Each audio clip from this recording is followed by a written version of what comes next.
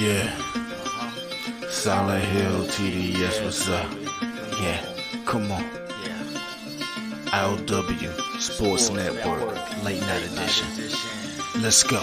Come on. We about to raise the bar. Wild card mark. Everybody grab a seat, cause you know we about to spark. Late night sports talk. Modelo Le Cigar. Man, you don't wanna start. Wild card mark. We about to raise the bar. Wild card mark. Everybody grab a seat, cause you know we about to spark. Late night sports talk. Modelo Le Cigar. Man, you don't wanna start. Wild card mark. Hey. L Boogie with the hot flame, ashtray full of top names, little tree for your membrane. This the 9 hour time frame. I just snatched up a 6-pack, got my hands on a lid pack, whipping up a little batch of snacks. Yeah, man, I think I'm all set. Late night, can't sleep.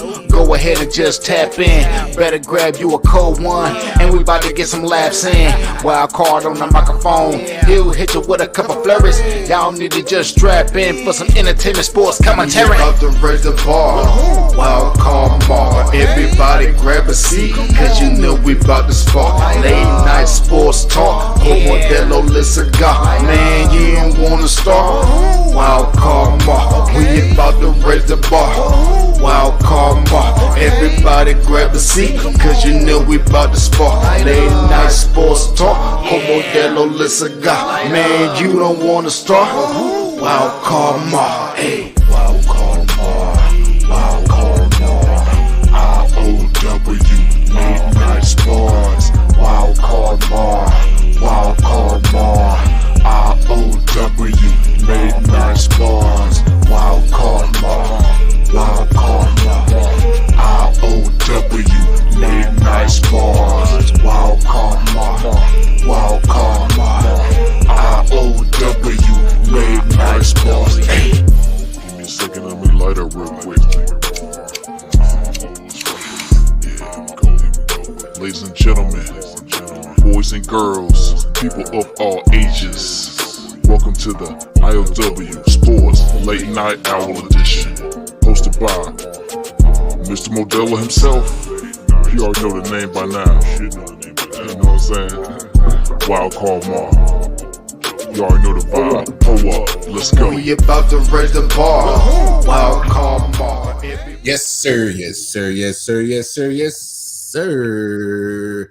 How's everybody doing tonight? It's your boy Wild Card Mar in the building. Of course, you see my face, see my partner's face. That's Jersey boy MJ. What it do, brother?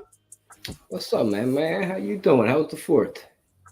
Man, chilled out, grilled out. Mother-in-law's in town, so girls are getting all the spoiledness, love in the world. Oh, of course. Yeah. So crazy because literally my mother just left. Mother-in-law comes right in after my mother. It's like they always I don't know if they intend to do it, but they always kind of like one's going in and one's coming, one's leaving, one's going. They be working that shit in the side. I swear they go on the calendar and go like, hey, let's spoil the grandbabies for a whole month. I'm going the first 2 weeks, and then just when I'm leaving, hey, you know how it go, dog. You know how it go, dog. You know how it go. Anyway, y'all know the deal, man. Tap in with us. We appreciate the love and support.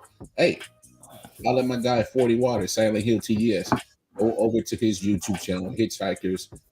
Show him some love. He created the dope intro for the show. So, hey, that's what it do. And of course, while you're over there, tap in on all our social media networks on the bottom of the screen. I.O.W. Sports Network everywhere. I.O.W. Sports 1 on Twitter. Shout out Man Down Sports. Shout out 613 Fake Productions. My brothers from another mother's over there. Shout out to, Let's Talk Sports, Sideline Sports. Y'all know what it is. But let's get to it. No jersey reveal tonight and no top play, but I do got some it's not necessarily a top play, but I do got a clip. And I'm gonna play it because I think it speaks to something. And obviously I want your opinion on it because you're a baseball guy, of course. No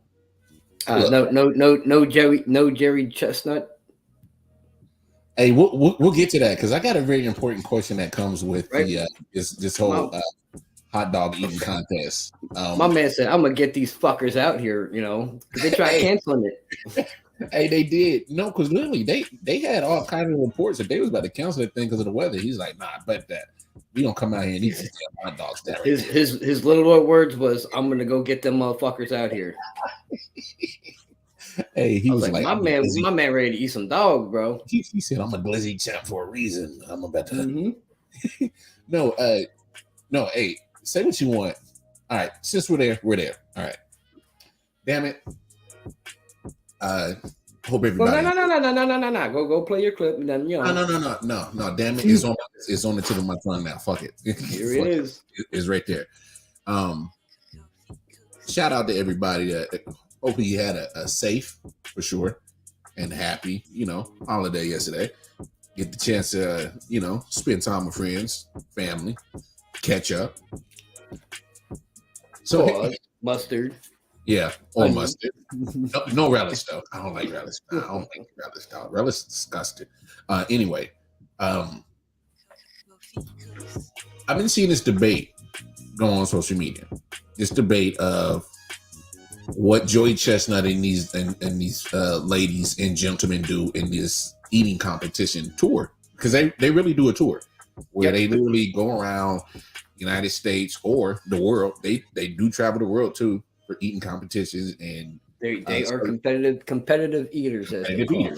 Yeah, they're legit competitive eaters, and they do a tour, like I said, and they get paid money to win. You place, come in second or come in third, you get some type of some winning money, some earnings, but you get paid to win. You get trophies, you get championship belts, and they got all type of competitions to eat. Like if you go down Joey Chestnut's what he's the world holder in this competition, eating competition, he's like the world record holder for like 50 different type of food items. Like it's ridiculous. It's crazy. So I'm not going to that conversation that people think I am. I'm not going to say, should you put Joey Chestnut up there with the goats of, of any other major sports. I'm not ready to have that conversation yet. I'm just not. But conversation that I am ready to have is, would you consider this being a competitive eater a sport? And for me, I don't know where you stand, MJ. I don't know where everybody else stands, but for me, I would consider it a sport because these guys are literally training their bodies to do an activity. And if anybody's ever seen Joey Chestnut, and I'm not, I'm comfortable with myself. He has a very physical, chiseled body. He's not a sloth. The dude's in shape. He's in great shape. And so, are there other people that are competitive eaters that are not in as great shape as Joey? Yeah. Eric Badlands. I remember him all the time. He's just a big old boy. Talking about big old boy. Is that the big black dude that used to do that? Yeah, Eric Badlands. Yeah. Yep. I know who you're talking about. I didn't know his name, but yeah. I know big boy. He's just a big boy. He's a hog. All right. He's like more like I like to eat rather than I'm going to train and whoop your ass type of eat. Yeah, and I'm not trying to be disrespectful. Obviously, I don't know the PC thing, but this is why we do a late night out show, and because this ain't for the babies. All right. Anyway, the fact of the matter is I would consider it a sport is because you see people like Joey Chestnut, even Kobayashi before the time. Remember, Kobayashi had his run. Oh yeah. Yep. He did the same thing what Joey Chestnut was doing, where they would literally, training their bodies to take on pounds and calories of that massive amount. And Kobayashi was a beast for years. And then Chestnut took over. And then I remember when Kobayashi tried to rebel and come back like he was the king. And then, now 16 belts in a row, Joey Chestnut is the king of the whole eating competition world. So I mean, like I said, I don't know about everybody else, but for me, when you start training your body to, maximize its output performance, to me, that makes you athletic. That makes it a sport because you're training your body to physically do something past your mental capabilities to perform at the highest level that your body can perform. And I think that matters. So, I mean, I don't know MJ, how you feel? Just let me know if I'm off my rocker, bro. If I'm talking straight cash, dumb shit, or I'm on this. I mean, you know, you can always keep it real. I mean, that's just how I feel. You onto something? It's hard to label it a sport in my opinion, just because of what they do. Yeah. The training aspect, you know, makes it, you know, a competitive event. I got me. What do I got me? I got me. It's not cherry. It's not Coke Zero, but it's Coke. I mean, it's A.W. Cream Zero. Well, I love A&W cream soda, but I couldn't go a whole show without cracking this Modelo open. So I mean,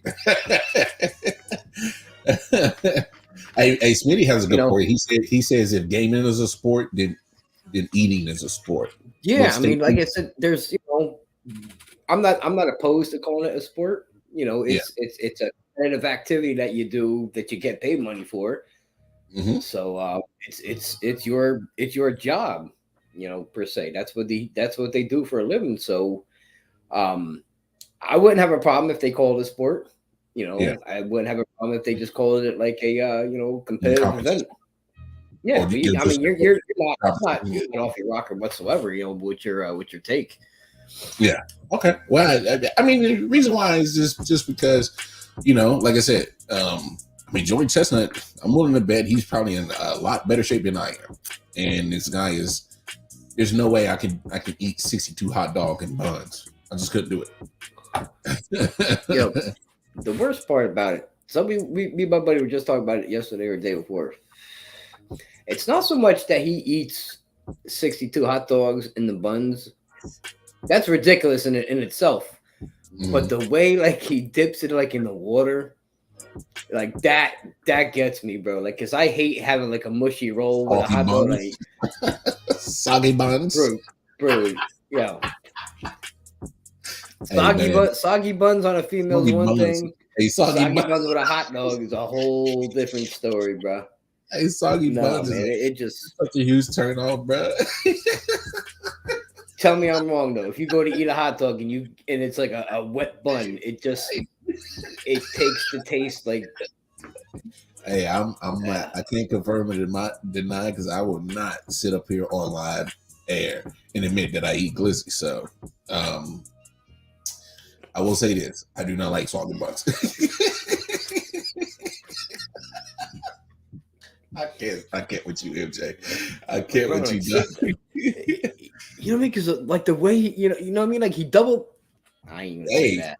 But I'm saying, he takes two hands and double fist hot dogs, and you know, I ain't gonna do the motion, but he double fist the hot dogs, dips them, and then just like the way he eats it is like.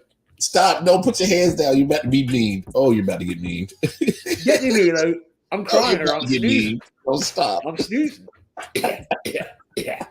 No, MJ, stop. Coughing.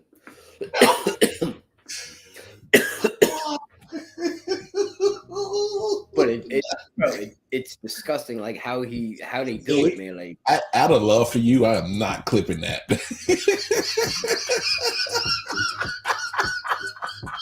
Yo, I was coughing, bro. Hey, you lucky you're my dog. I am not clipping that, bro. Hey, but anyway, but I give Chestnut his kiss credit, and that's why. Okay, so I guess we got to have the conversation now. Just because of the fact that I'm considering a sport, I guess I am ready for that conversation. I'm not going to put him out there with the goats.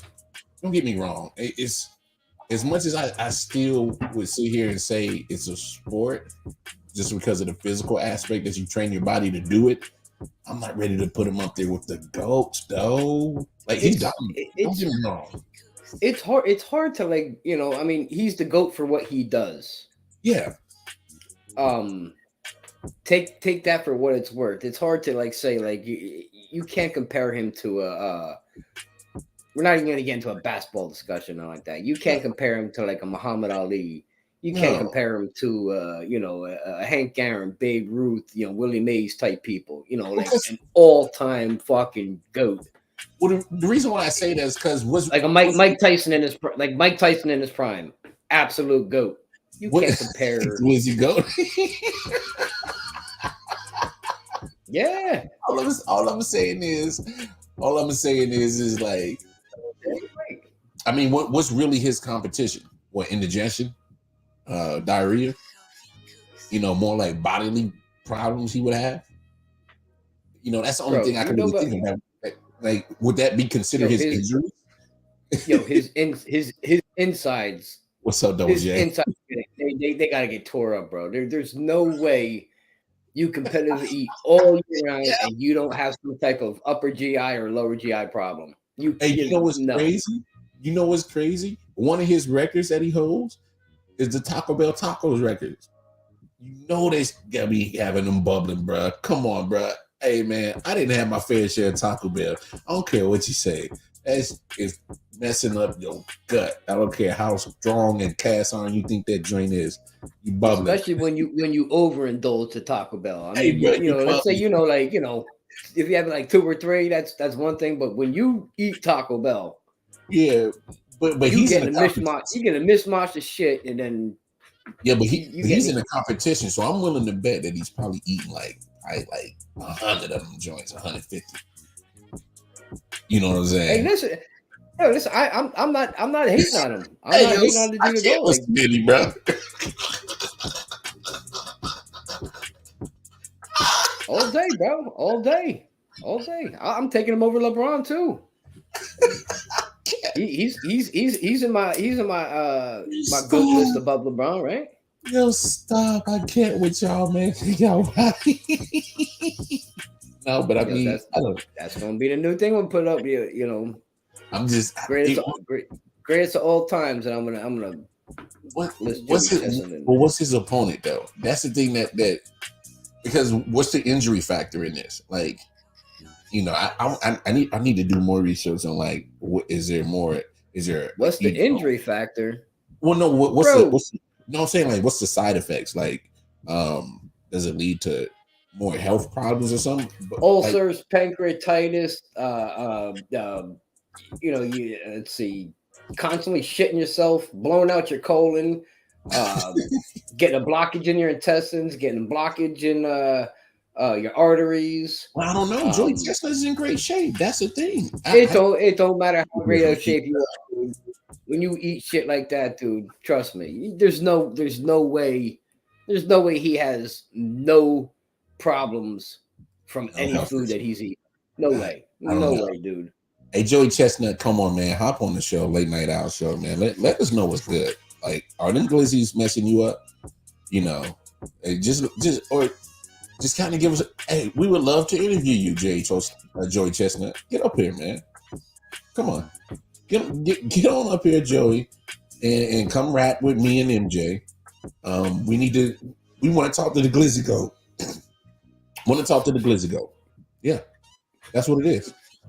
If you're gonna be the goat of Glizzies, we need to hear about every aspect of being the Glizzy Goat.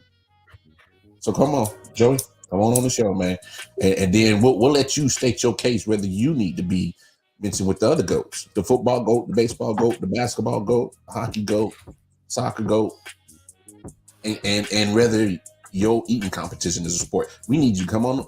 Hey, somebody tweet this to Joey Chestnut right now. Tell him, come on. You ready? Pele, Joey Chestnut.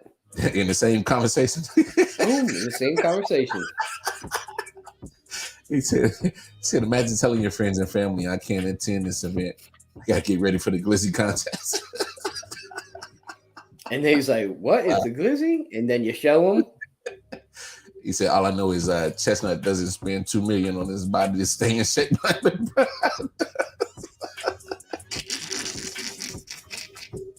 Y'all wild tonight, boy.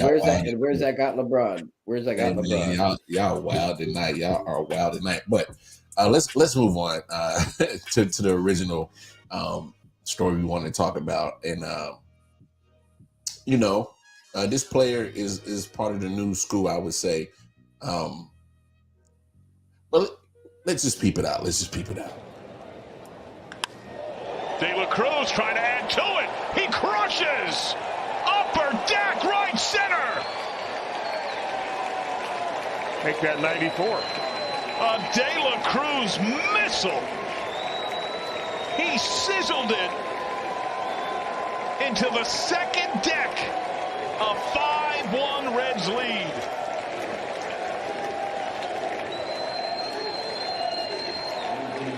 That was a lift-off swing. Chris, we still haven't seen him hot. We have not seen him hot. Now remember, earlier in the game, there was dispute over the knob of De La Cruz's bat, and he points at it. Celebrating with fellow rookie Andrew. All right, so I played that clip because there's multiple things that happen in this situation. Now, the home run, of course, is impressive. That's no doubt. The player that hit it, he's very impressive. This rook is on fire, right? And, you know, there's some people that said, hey, just because of purposes and exciting purposes, they should have made an exemption and put him in the All-Star game.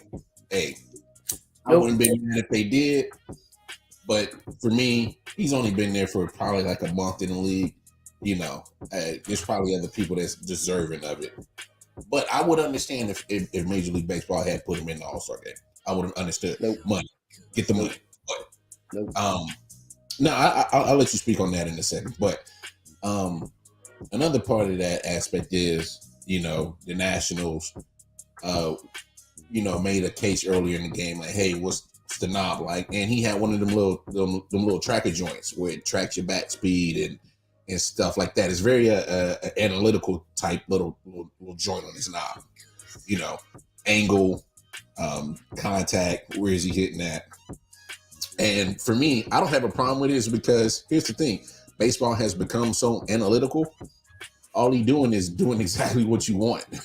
He's doing exactly what you want because that's what you're going with in Major League Baseball is analytics, like heavy. And he's pretty much deterring his game towards it. So I don't have no issue with the bat, little knob joint. All right. But did you hear that crowd? He's in Washington. That was not a Cincinnati home game. They're chanting Elly.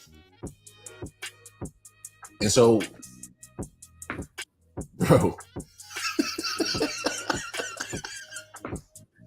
Hey, bro. They're chanting Elly on a road game, bro. So, my question... Who only had 3 home runs entering the game. Okay. Hey, man. Look, he's an exciting player on offense and defense. Exciting player. Obviously, a top prospect. I think he's playing damn good baseball. Maybe the numbers may not always reflect that, but hey, man, he's exciting as hell. But let me ask you this, man.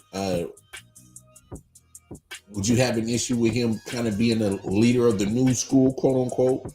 You know, kind of that newer style of baseball player where you're showing more emotions. You know, you see him talking the joint, pointing at the knob on the bat, and you know, towards the Nationals, then flips it. Like, and I'm asking you this particularly because you know you're the baseball purist. You know. All right. Too much of a small sample size to really put him up there with some of the other cats are more established, you know, in their second, third type years. Oh, I'm not hating. You know, the guy's an exciting player, Smitty. He is. You know, like I said, I was just giving his, you know, what his stats was because Lamar alluded to he wouldn't have a problem with Manfred or putting him in the All-Star game. Coming into tonight, he was batting .283, 3 home runs, 12 RBIs. Yeah. To me, that's not deserving. You've just been showing a flash over this first month. Give me a full year of doing this, and then go into next year and kind of repeat what you're doing. Then we'll talk. Because look what Gary Sanchez did. Okay, when Gary Sanchez came up at the end of the year, he fucking tore it up, and they wouldn't allow him he was something with the rookie of the year. He didn't get the rookie of the year that year. Okay. So he came up. He was the next baby bomber, and he had, I think, one good year after that, and then all of a sudden it just boom gone. Went down, yeah. Yeah, look at him now. He's struggling to stay on the major league roster. Yeah. So like I said, too small of a sample size to put him up there. Like I said, he's a very exciting player. Very he is one to watch right now. I will say that as a baseball fan, he is one worth paying attention to. But it's let's see more of it before I start putting him up there in the talks of next level. One of the next level guys to really take over the game. Yeah. It's too early in my opinion to anoint him that. Oh, of course, and I'm not trying to just something to keep their eye on for sure. Yeah. Oh yeah. And I'm not trying to crown a young fella as like, oh my God, like MVP. But I would have understood money wise, viewership wise, because what of a draw that he is right now. I mean, come on, this guy is getting his name chanted on a road game. Like, to me, that matters.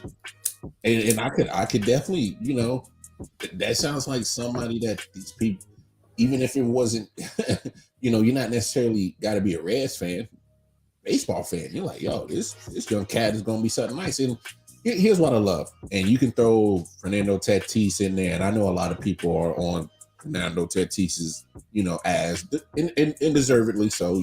Once you start the juicing, they're gonna be on your head. I get it. I understand. Once you pop for it, I understand. But take that out, and I'm just looking at the totality of his career, how he started in the majors. You're looking at this creamer crop of young guys that show emotions, not afraid to bat flip, the trash talk, the same stuff that you see on the NBA court, same stuff you see on the NFL field, and they're putting it on a baseball diamond. And I'm for it. I love it. I'm with it. Talk your shit to your opponent. You know what I'm saying? I'm about talking shit. I like what he did with the pointing at a bat because he got checked the first time around. Oh yeah, I don't have a problem with that at all. Like, all right, motherfucker, you want to check me? Look, there it is. I loved it. Flipping the way he did.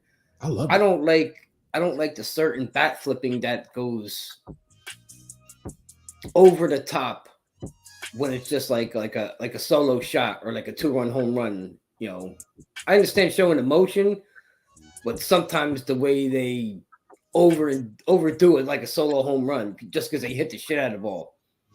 Yeah. Okay. We all see that as going out. Put your head down and run. But if as a pitcher, if you serve that up, that's on you. Okay. But then if you feel that he is showing you up, you send a message to the next at bat. And you do it the proper way. You throw behind them, you throw above, don't throw unless you're willing to take the heat and throw it right at them, just send a message, kind of like Garrett Cole did like 2 weeks ago. When he kept stepping out of the box, waiting. He threw the ball straight up above the catcher's head, up and out the way to send a message. Yeah, there's certain ways you can handle things. And I'm with you on that. But I don't mind messages getting sent. I don't mind messages getting sent. It's just understand, because like had I ever made pro baseball, they would have hated me, because I'd have been like, damn, primetime Deion Sanders on the baseball diamond, bro. I'm talking cash shit. I'm confident. I'm dancing. Like your career would have been over because you would have been getting hit left and right. No, my career would have been over because I'd have been suspended for fighting all the time. Because if you hit me with 100-mile-per-hour right in my thigh or in my shoulder, we gotta fight. We gotta scrap. Oh yeah. What if he hits you in the head? What if he hits you in the head and lights out? Hey, you better not be around when I get up. You best not be around when I get up. Hey, because oh yeah, they would have hated me playing baseball. But my thing is like, this is, and I know this is probably, and I'm not, making it seem like I'm picking on you because you're the purist. of the two of us. I'm just saying it's just that you've always talked about the marketing of baseball. There's nothing wrong with marketing that exciting new style of player because younger kids are going to gravitate to it. Now don't pick none of these young players that can't stay healthy, they can't stay off the juice. Don't pick none of them. Fernando Tatis automatically eliminate himself. I don't care what you say. The moment you test positive, bro, now we can't rock with you. Don't go down the same path that Barry Bonds did. See, but that's my thing about Barry is like, I know we can say, oh well, look at this size difference in this and that, and I'm still waiting on a positive test. I don't need a test. He did it. And I'm not saying it's just him. You know what I mean? Not saying just him. Well, see, that's my thing, MJ, is because we know what era that he did his thing in. That was the story, steroids era. We know that. And so that's why it's hard for anybody to say, oh, well, there's no way he didn't do it. But the fact of the matter is if you can't give me evidence that he did or didn't do it, then that's all I can really go by. I'm gonna ask you a question. What's up? You a grown man.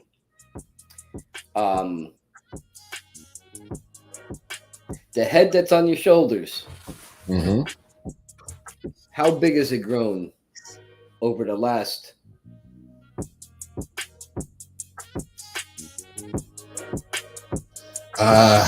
Eight years. We'll say last 7 years. All right, so I'll say this. So I noticed when I was in high school and college, I wore a 7th and 5/8 hat, and now, soon to be 36, I wear 7 3/4. You starting to be how old? Hey man, don't worry about that. But I'm saying like I did go up a hat size, but it wasn't like that much. Yo, this mug's head grew in his 30s, close to 40. All of a sudden, his head grew from like a 7 to an 8.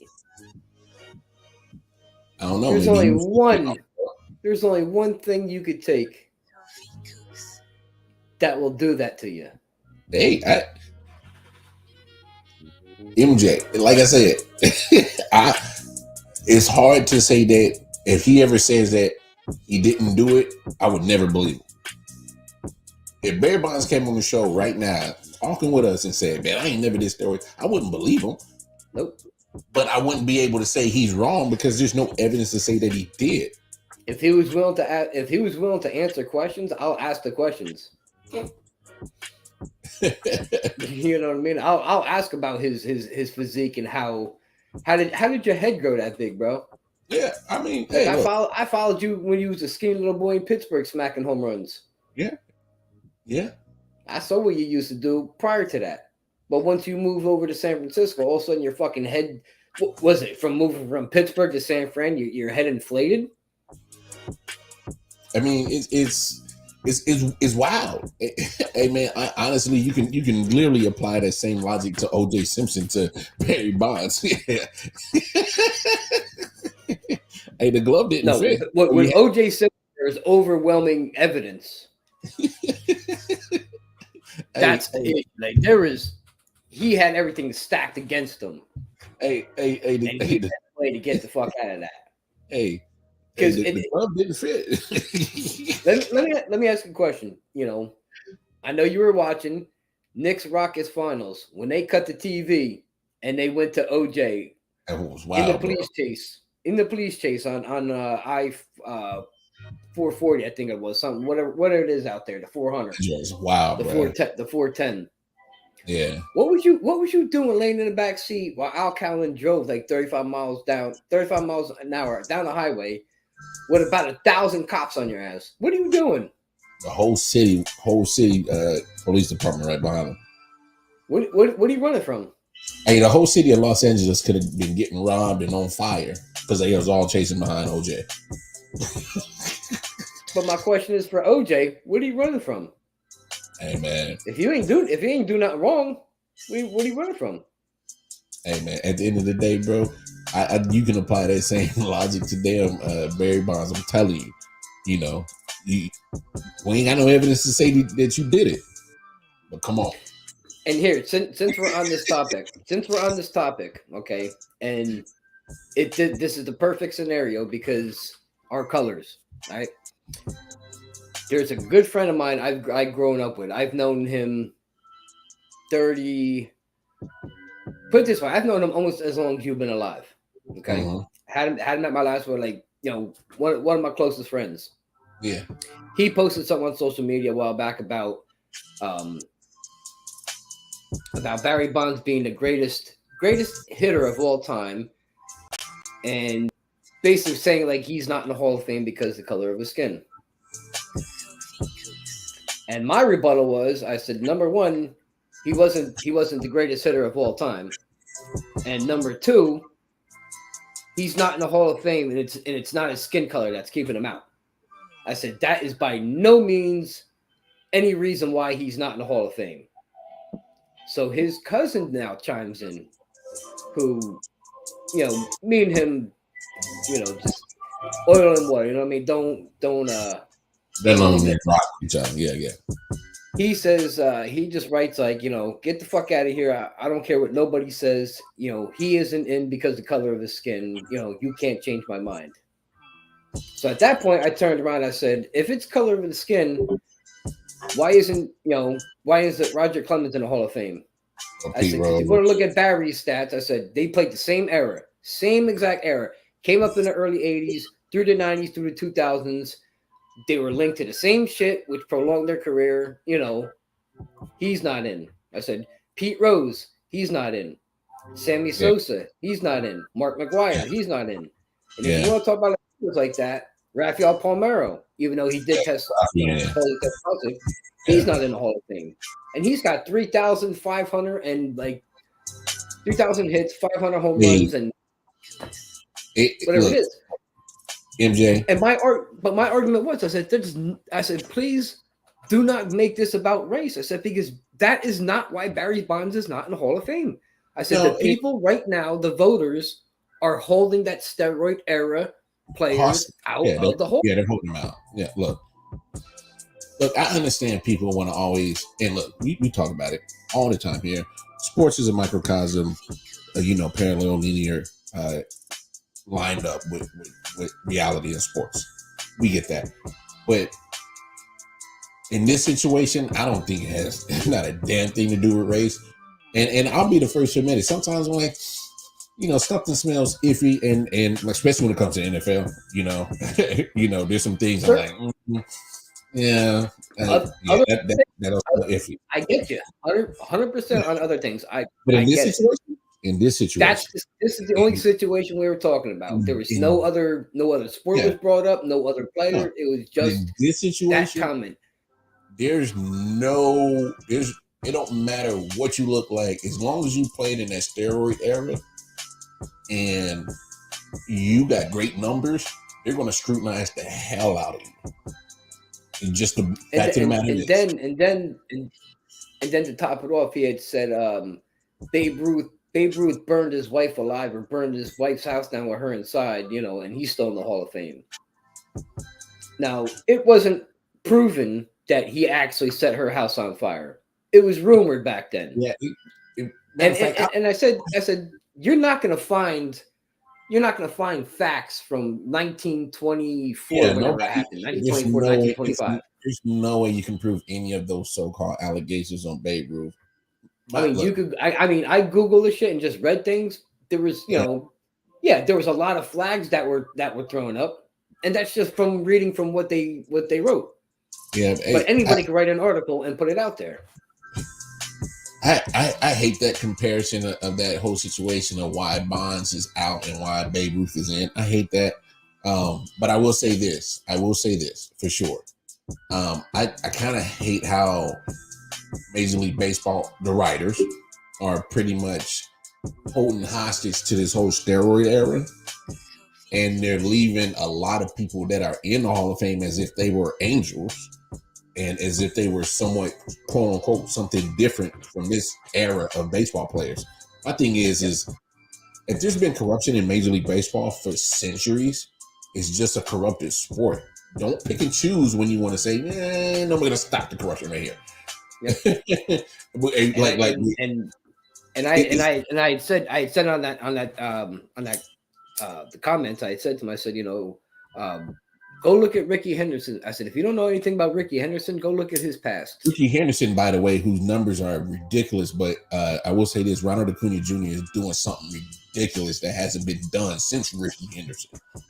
Ronald Acuna, because they made it easier. That's we talked about. I'm not taking nothing away Acuna. Acuna, I think is the MJ.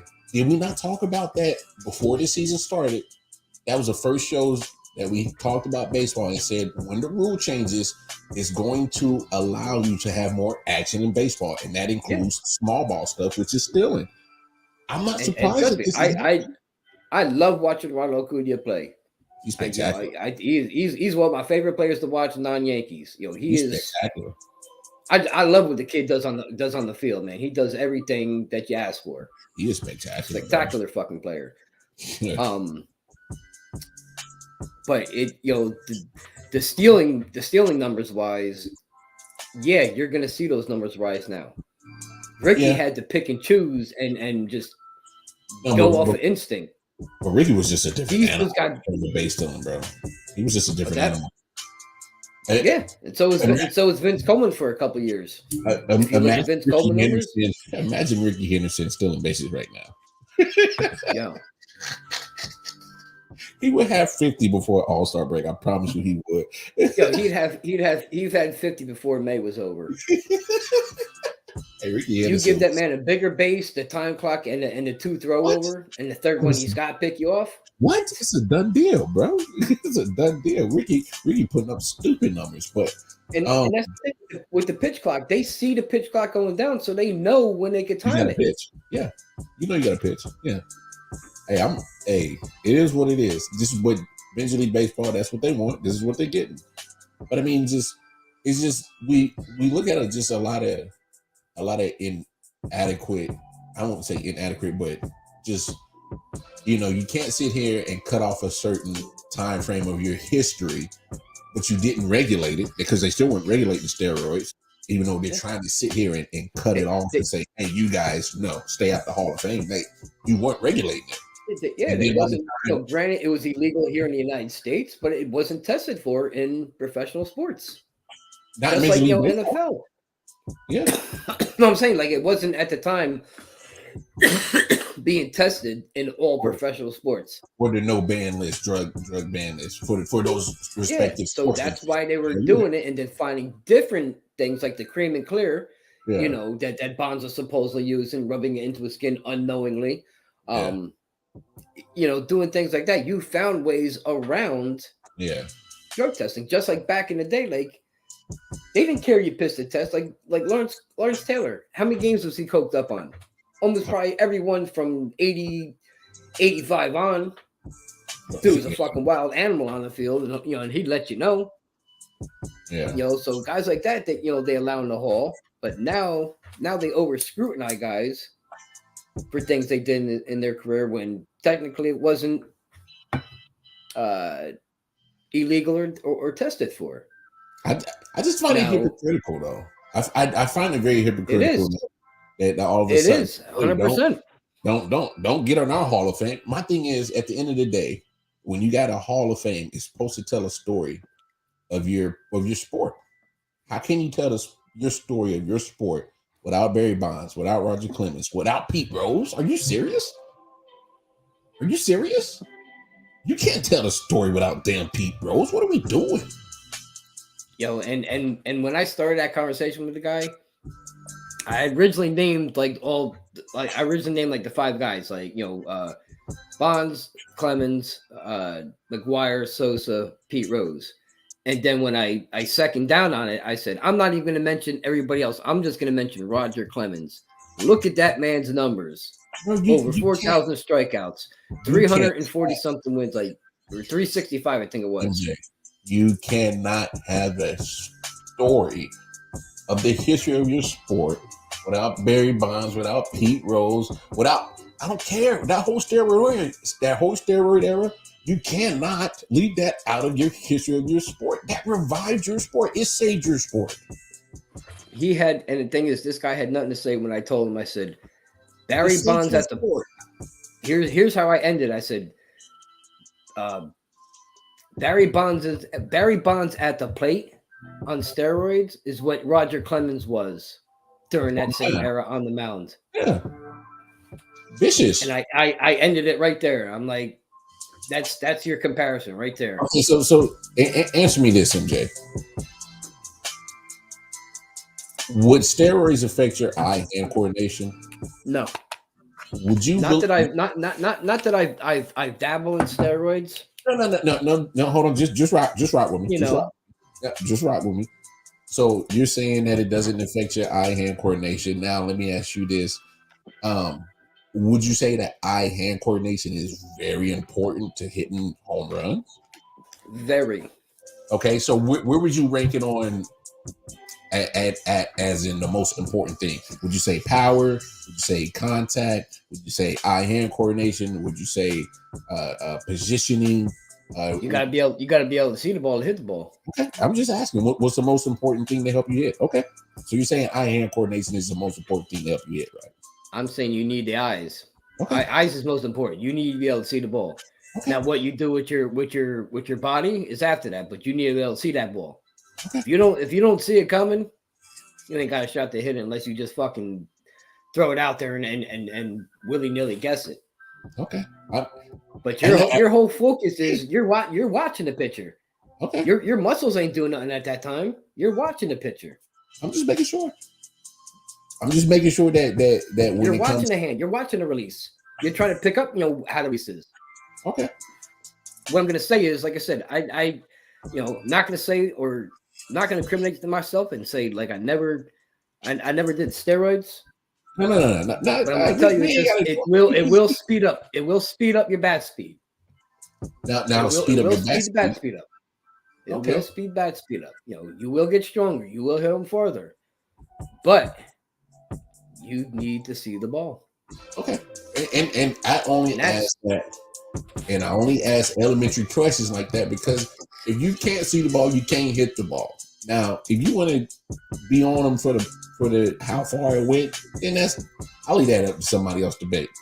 But my thing is that he was a great hitter, and he was doing it before the so-called steroid usage. He was doing it before. So, and that's what makes it hard. Just like Clemens was. When because Clemens was a monster before that 20 strikeout game in 85 or 86. He was the smaller Roger Clemens version. He wasn't the, he was a big dude coming out of Texas, but he wasn't that, that late 90s Roger Clemens, late 90s, early 2000s type. Yeah. And that's why I'm glad you brought that up, because at the end of the day, is like, that's what makes it hard when you look at Roger Clemens and Barry Bonds, because they were successful before the so-called start of the usage, and that's why I was alive to see their whole their entire careers, and I saw what they did prior to that era, and they were going down Hall of Fame they were down the Hall of Fame track already. Yeah. So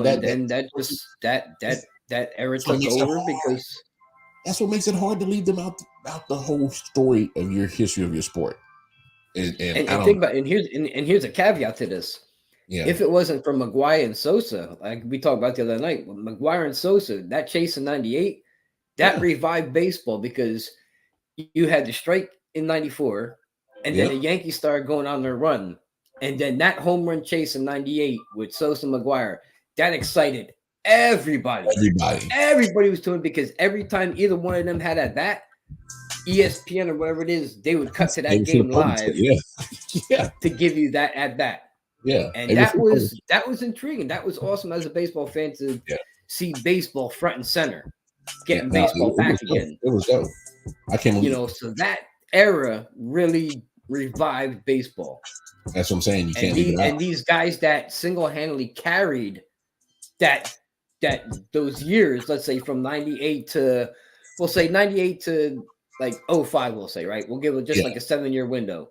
Yeah. Between that 7-year window, there was a certain amount of guys Most of them were allegedly juicing. They made you that money, man. They brought popularity back to the sport and got your viewership back. No, and now those are the same guys that you're holding out. Yeah, it's like, hey, thank you for what you guys did for us, but yeah, we're gonna distance ourselves. We're trying to clean up our image now. You know what I'm saying?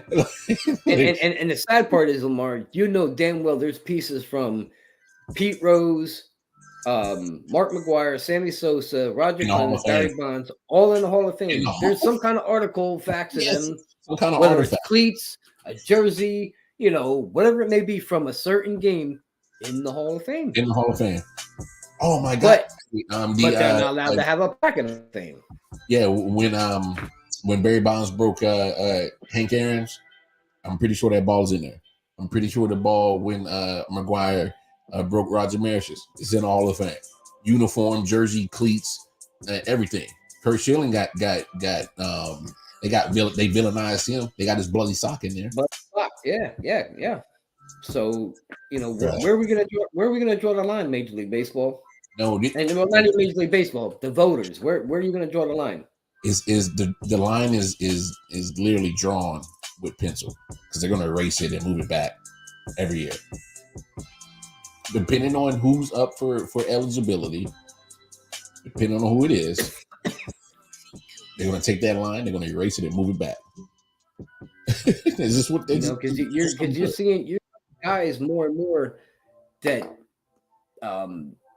had some longevity in the league, yeah, but not so much MJ Hall of Fame worth stats.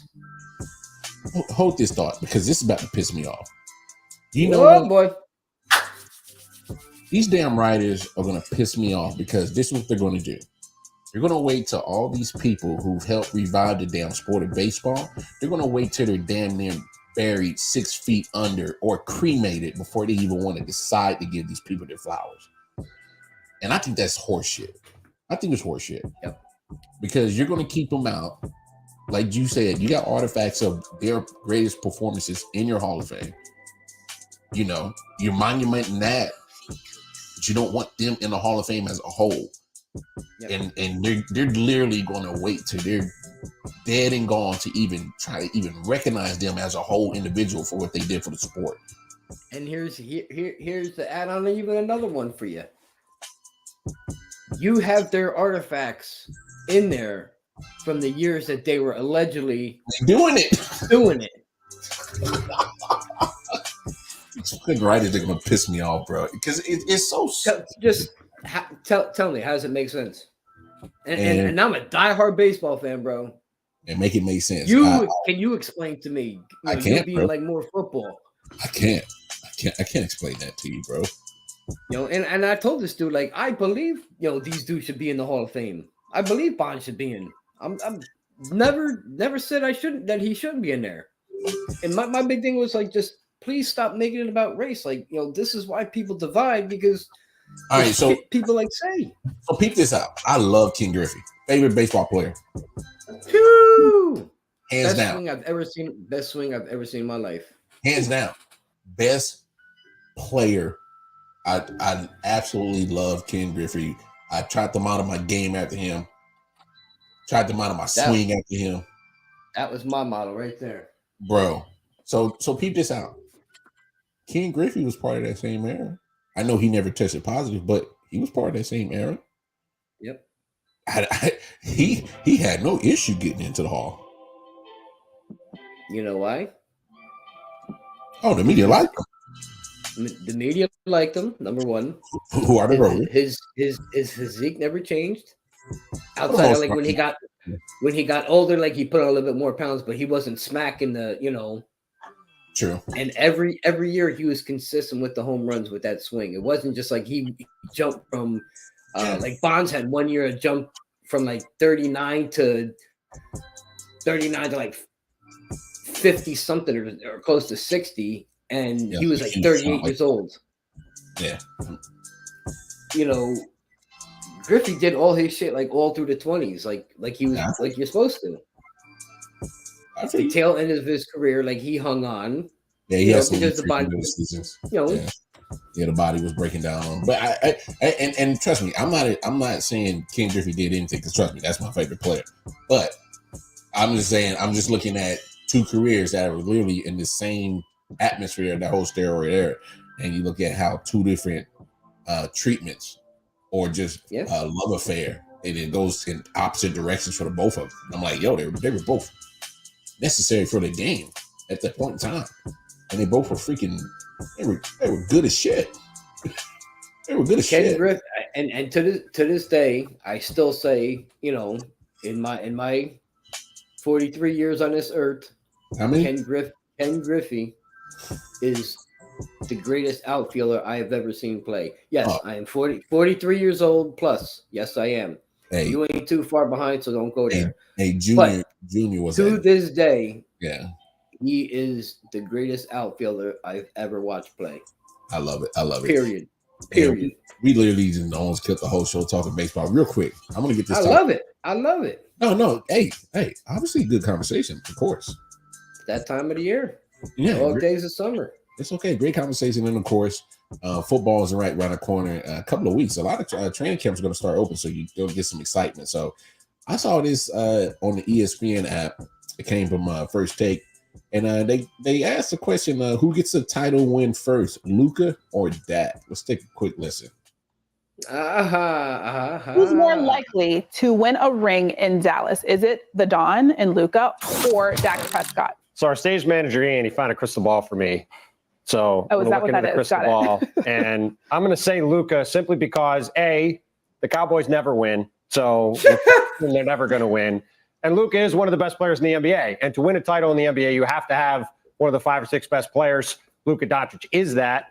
I'm obviously not very confident that Kyrie Irving is going to be the right guy to help him get to a championship. But Dallas Mavericks have the ability to give Luka Doncic a supermax extension. He's got the chance to be there several more years. He's still in his early 20s. And with that much runway, I'll take my chances on Luka and finding a way to get it done, as opposed to counting on Dak Prescott to lead the Cowboys to the promised land, which is Stephen A. likes to talk about all the time. Just isn't going to happen. For me, honestly, I want to say neither, but if I had to pick between the two, I'm going to go with Dak Prescott, because Dak Prescott has something that Luka doesn't have. This is a football player talk. That's defense. Yes, the Dallas Mavericks, in the inability to play defense, I don't think you're going to be able to make it to a championship game without doing so, especially with everything that's going on in the Western Conference and how it's constructed nowadays. When I look at the Dallas Cowboys and I look at Dak Prescott, I look at their defense. They were top 3 when it came to sacking a quarterback. They were top 2 when it came to taking away the football. You have a phenomenal player, Michael Parsons, who a lot of people think is one of the best young players in the game of football today. So when I look at this team, I'm going to go with the Dallas Cowboys and Dak Prescott. All right, so that's Harry Douglas. Yep. I was Tim something. I can't remember his name, but they were. I recognize Harry Douglas's voice. I remember, that's why I went like this. I knew he was a receiver. I just couldn't think of his name. Yeah, Harry Douglas. I'm actually with Harry Douglas on this, and Harry Douglas brought us some great points in making that take. Obviously, it's a weird question to really ask. That kind of shows you where we're at in the sports world right now. Just got to ask you certain questions, but I thought it was cute for a second. I mean, they compared like 2 quarterbacks instead. We're going to win on first, like Dak Prescott or Josh Allen. Well, I mean, I would enjoy that one more, because obviously with football coming up in training camp, compare those, quarterbacks. But they went geographical route in Dallas, and in Dallas in particular, the stars. So Luka and Dak. And the reason why I'm with Harry Douglas on this is because, first of all, the Mavericks, they just tanked to miss the play-in tournament. All right. Say what you want about the Cowboys. I can't stand their annoying, nauseating fan base. They're disgusting and despicable all the time, and they're delusional as hell. But I'm not going to hold that against the team. Now, look, if you want to be realistic, all but like two fans, I'll say. I'll give you that. You're right. But I'm speaking of. But for everybody else, I'm throwing a big generalization out there. Yep, I am with you, and I agree with you. So when it comes to that, say what you want about the fan base and all that, but the team is actually pretty damn good. Disappointing, yeah, because they always come up short than what obviously the Cowboys fans expect, and then what they look like on paper and what they perform and output. But do they disappoint? I think so. But they're so closer to a Super Bowl than I don't even think the Mavericks are nowhere close to the finals.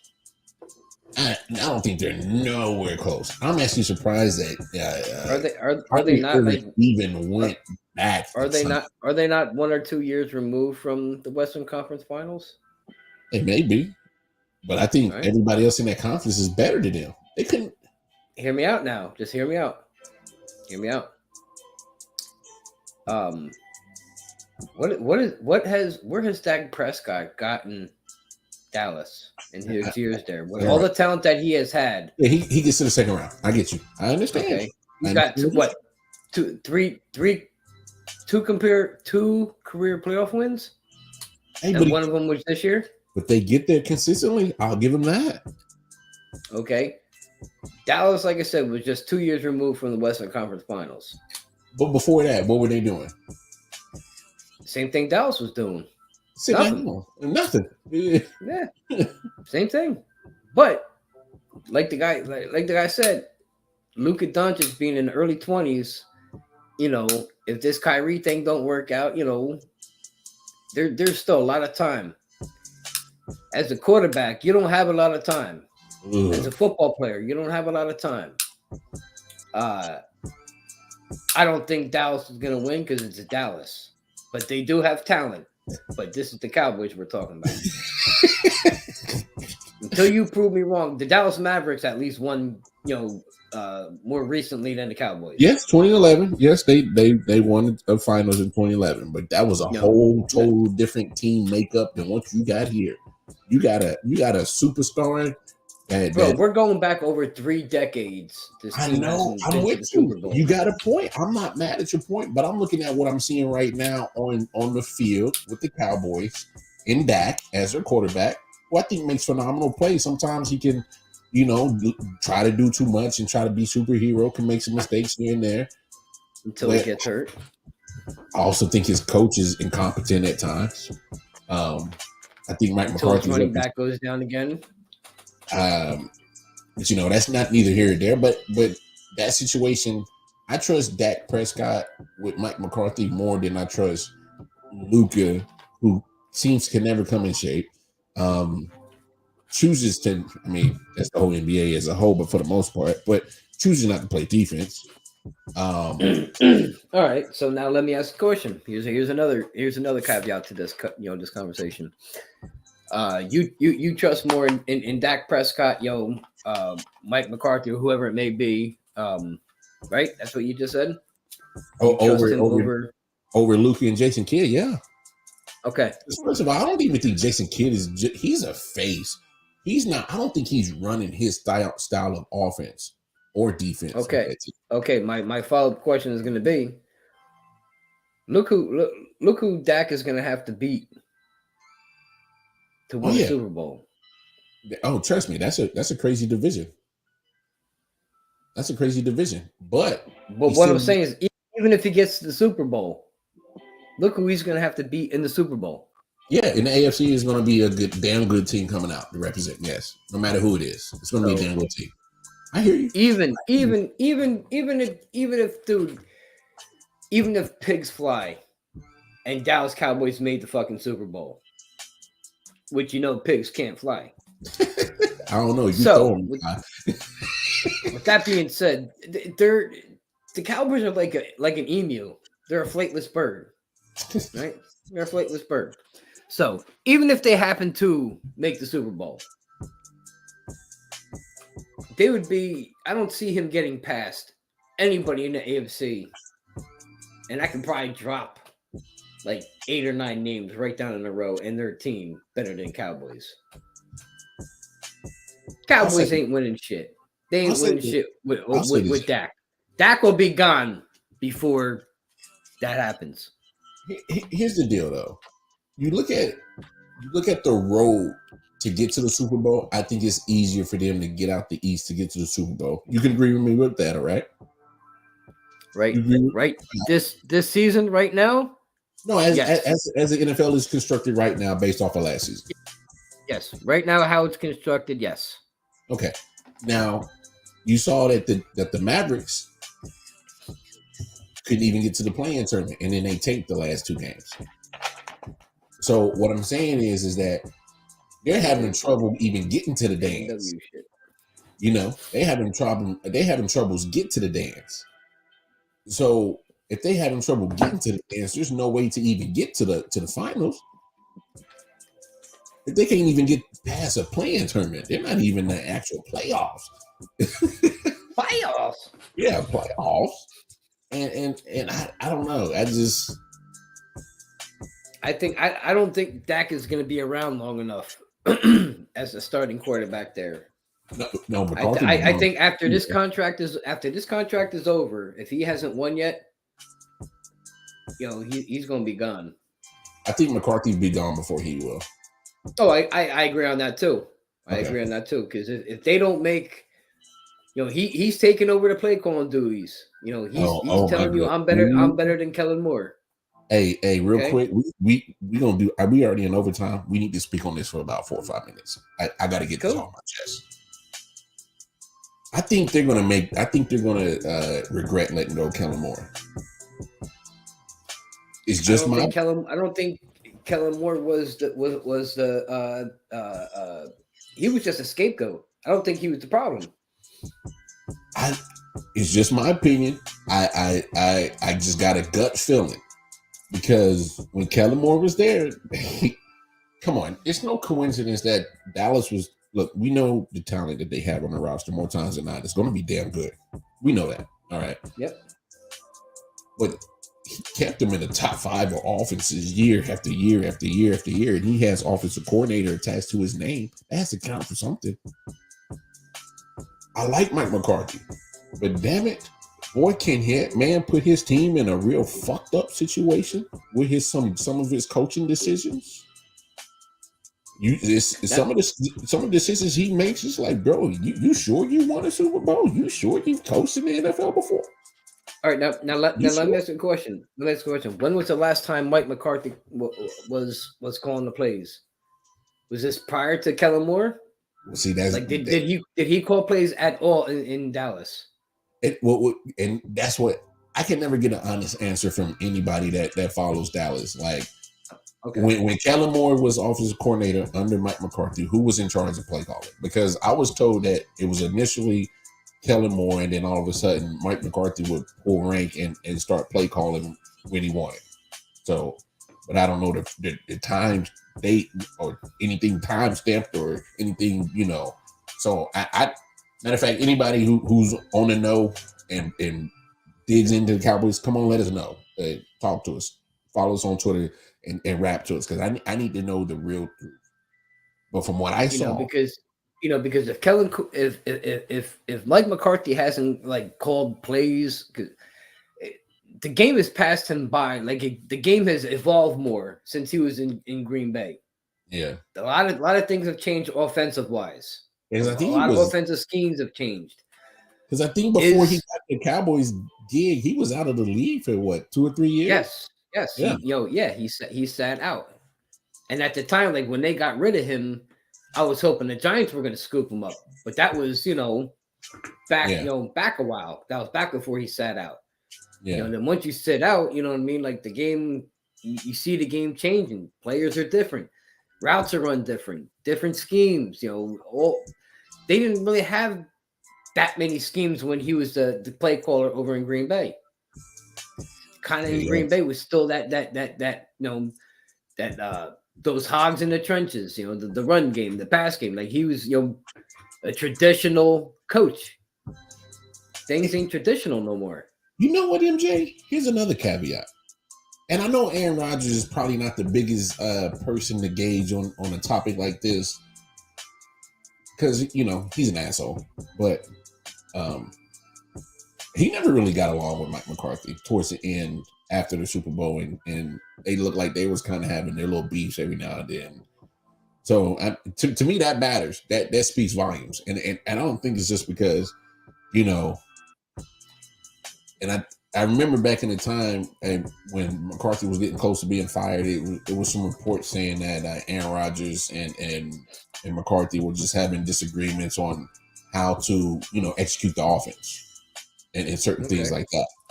So if you're having those kind of situations going on with say what you want, he's going to be a Hall of Fame quarterback. I mean, that you can't get on one accord with a Hall of Fame quarterback, as in how to run the offense. And this is Aaron Rodgers in peak. Yeah, he was. You only got one Super Bowl, and only made it to one Super Bowl. You only made it to one, and one. So what's up? And you supposed to be the bad man, right? Coordinator. You're supposed to be a good offensive coach, right? Hey, come on, man. I know if I'm a coaching basketball, and I got Michael Jordan, and I only get one finals appearance and one finals championship, I'm not looking at Michael Jordan's fault for that. I'm not looking at Michael Jordan's fault for that. I'm looking at the organization and the coaching. What's going on? Why can't we get the right people, players, situations, coaching to make sure we get more than one? That's what I'm looking at. I'm not looking at Aaron Rodgers. I know he has to be the player and perform, but I'm still looking at the other factors that goes beyond that.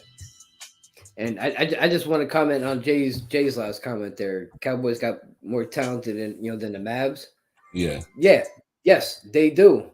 But I don't believe Dak is gonna be there after this contract. If his window is this contract right now, if he does not win a Super Bowl over the next 4 years, whatever it is, 4 or 5 years, he's not gonna be the quarterback no more, because he's gonna be there, a good 9 years by then. You don't win a Super Bowl in 9-10 years, Jerry Jones is gonna replace you. Especially if you're not living up to that contract, you might get replaced earlier. All I'm saying is Luka is a little bit younger. Yeah, he has more. He has longevity on his side. He's got the age on his side. If he don't eat his ass out the league.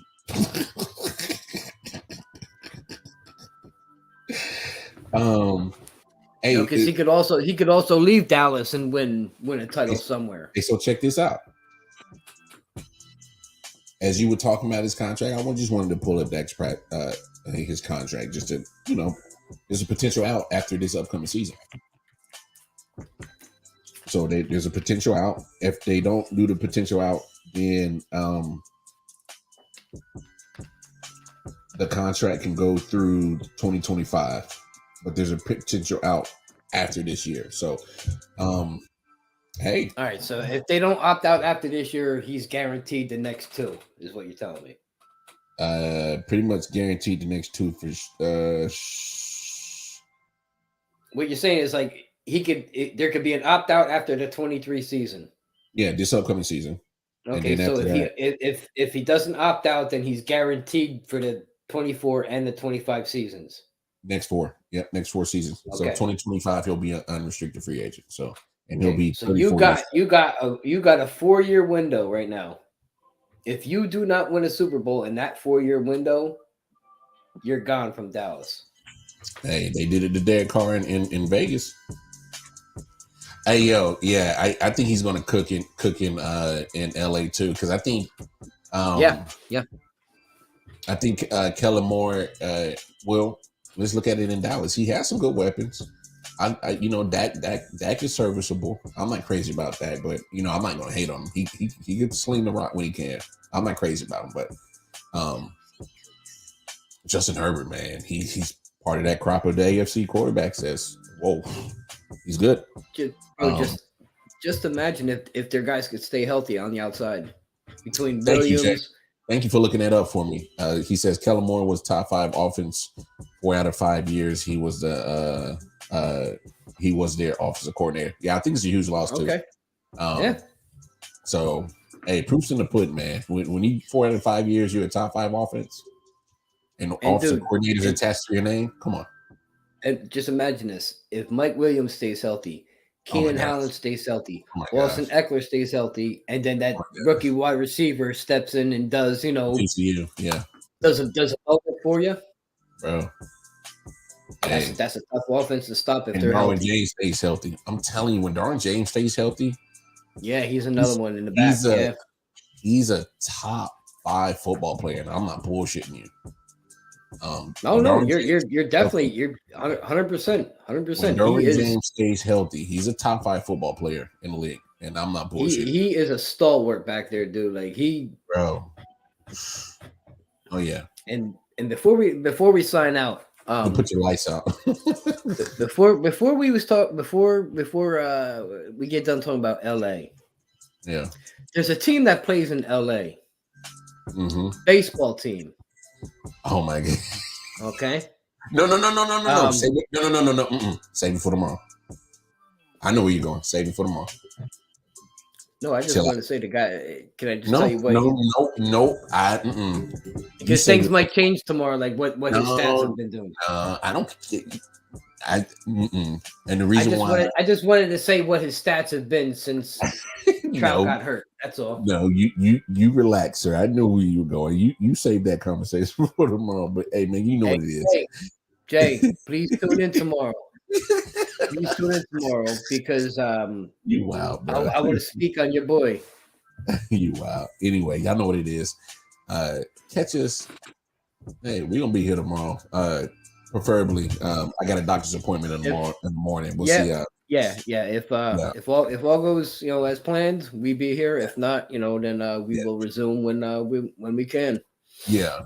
So like I said, we'll play it by ear, but I plan on having a show unless otherwise.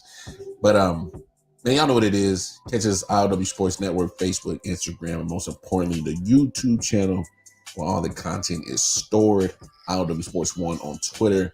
Of course, you can find me, Casey Wildcard on Twitter, and of course, Jersey Boy MJ on Twitter. He's on there as well. You see it, Jersey with a Z.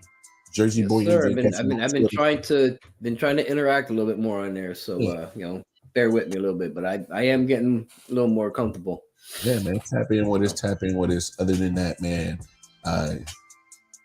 hey, y'all gonna enjoy y'all fantastic Thursdays, man. Man, I miss Thursdays. Shout out to Big Nick. Got you, brother. Yes. Yes, sir. Definitely. Shout out to Double J, Mike T, G Money, my 613 fellas over there, my brothers in the podcast over there, Man Down Sports. Always got to shout out them. Sideline Sports, let's talk sports. Hey, we all love. Y'all know what it is. Jersey Boy MJ, Wildcard Mara signing off. We'll see you when we see you. Have a great Thursday.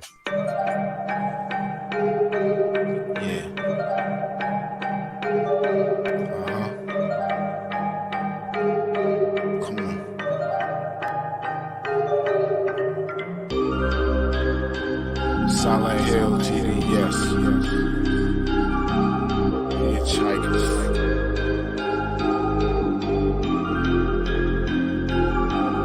Yeah, smoking so much dope, I'm seeing traces.